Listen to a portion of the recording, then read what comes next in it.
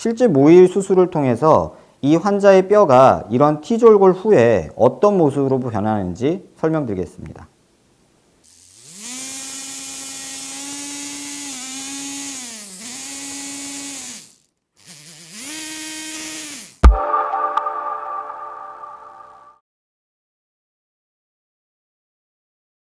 안녕하세요. H성형외과 백정환입니다. 이번에 설명드릴 내용은 많이들 턱끝 수술에 알고 계시는 C절골, T절골, W절골, M절골, 많은 절골 이름들이 있는데요.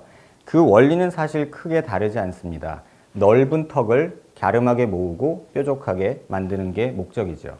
그러면 그 수술 시 많은 영상이나 어떤 모형 그림에서 여러분들이 뼈 조각이 어떻게 움직이고 어떻게 빠져나가고 이러는 모습들을 보셨을 겁니다.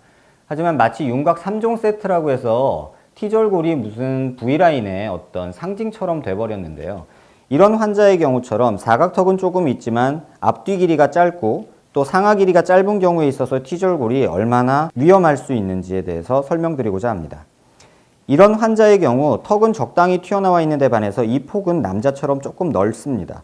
사각턱이 물론 조금 있고요.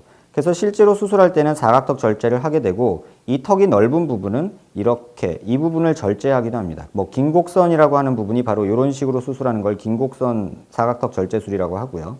근데 이렇게 신경선도 낮고 이게 넓기만 하고 짧은 경우에서는 T졸골은 굉장히 위험한 결과를 초래할 수 있습니다.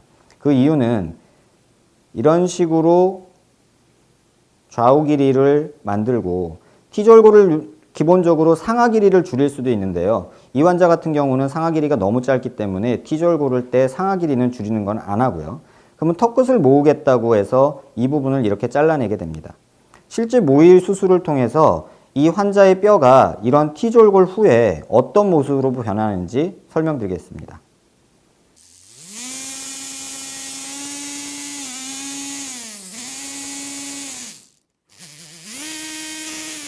지금 모형을 통해서 T절골을 진행을 했는데요.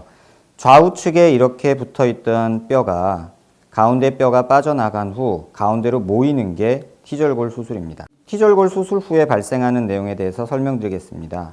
이 앞에 가운데 존재하던 뼈가 빠져나가고 이 두 뼈가 모이고 또는 이 두 뼈를 앞으로 빼기도 하고 이런 작업을 하게 되는데요. 이렇게 뼈가 모여 있을 때 이 뒤에 생기는 각이 어떻게 생기느냐 안 생기냐에 따라서 2차 각을 제거를 하느냐 안 하느냐를 결정하게 됩니다. 지금은 T졸골을 하면서 신경선을 안 다치게 하면서 최대한 두껍게 만들었는데요. 상하 길이를 자른다고 또 이거를 짧게 자르다 보면은 이쪽 부분에 필연적으로 2차 각이 생기게 됩니다. 이런 식으로 T졸골을 진행하게 됐을 때 밑에 면을 한번 보시겠습니다.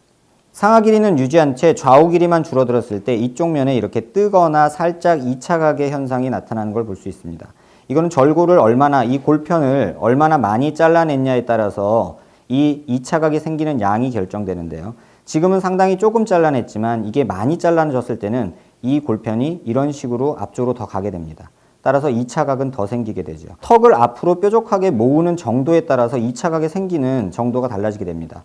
아예 안 모을 때와 그 다음에 조금 모을 때와 많이 모을 때 그때에 따라서 2차 각의 양이 결정이 되게 되죠. 그래서 이 2차 각을 절제하기 위해서 이런 식으로 잘라가는 게 지금 흔히들 많이 시행하고 있는 윤곽 3종 세트의 내용입니다.